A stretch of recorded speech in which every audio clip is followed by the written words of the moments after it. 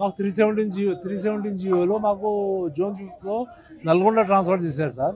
మా భార్య ఎక్స్పైర్డ్ అయిపోయింది సార్. మా భార్య ఎక్స్పైర్డ్ అయిపోయింది. నాకు కొడుకు నాకు పాప. అయితే మేము రివర్షన్కి అప్లై చేసినాం కోర్టులో. ఆ రివర్షన్ కోర్ట్ ఆర్డర్ మా ఫేవర్లో వచ్చినా కానీ మా డిపార్ట్మెంట్ మాకు ఇస్తలేదు. రివర్షన్ ఇస్తలేదు, మాకు నిజామాబాద్ పంపిస్తలేదు. అందుకోసం రేవంత్ రెడ్డి సార్కి 2 years నుంచి సార్. మరి ఇంతకుముందు గవర్నమెంట్ కలవలేదా?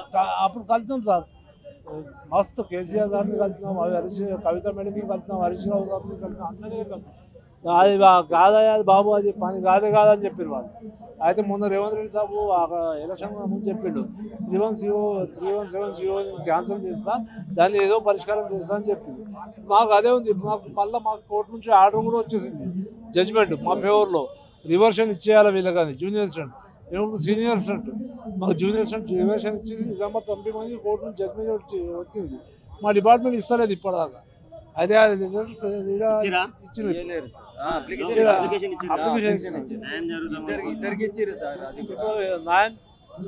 న్యాయం జరుగుతుంది అనుకున్నాం సార్. జరుగుతుందని మేము కూడా అనుకుంటున్నాం, ఎందుకంటే వచ్చి కొన్ని రోజులు ప్రభుత్వం. చెప్పమ్మా. నేను జగదీర్కోట నుంచి వచ్చాను నాన్న. డబుల్ బెడ్రూమ్ ఇల్లుకి 2016లో అప్లై చేసుకున్నాను నాన్న. కానీ ఇల్లు ఉన్న వాళ్ళకి వచ్చింది, కానీ ఇల్లు రాలేదు నాన్న. నేను ఒంటరి మహిళని, నాకు ఏమీ లేదు, చేతిలో గ్యాస్ పేలిపోయి కాలిపోయాను. భర్త లేడు, ఒకదాన్ని బ్రతకాలంటే భారం అవుతుంది నాన్న. 2000 పెన్షన్ తోటి ఏం బ్రతకాలి నాన్న?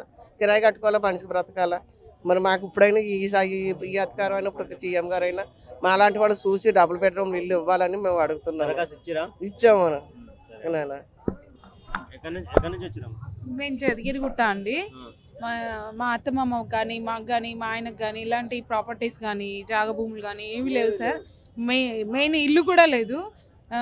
డబుల్ బెడ్రూమ్కి అప్లై చేసుకున్నాము, ఎలిజిబుల్ అని వచ్చింది కానీ రాలేదు సార్. అది ఎంక్వైరీకి వచ్చారు సార్. కాకపోతే మేము అప్పుడు ఫిజికల్ హ్యాండిక్యాప్డ్ సార్ మా హస్బెండ్. ఈసారైనా ఒక స్థలం కానీ ఇల్లు కానీ మాకు ఇస్తే బాగుంటుందని. ఈ స్కీములు ఏమీ వద్దు సార్, మాకు ఒక ఇల్లు ఇస్తే చాలు ఉండడానికి. మెయిన్ అది సార్.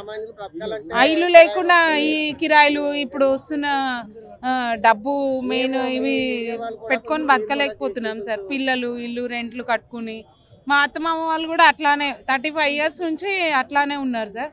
మా హస్బెండ్ కూడా, ఇప్పుడు మేము కూడా మా పిల్లలకు కూడా అదే పరిస్థితి రావద్దు అంటే ఇలా ఈ ప్రభుత్వం అన్నా అలాంటి వాళ్ళని ఆదుకోవాలని కోరుకుంటున్నాం.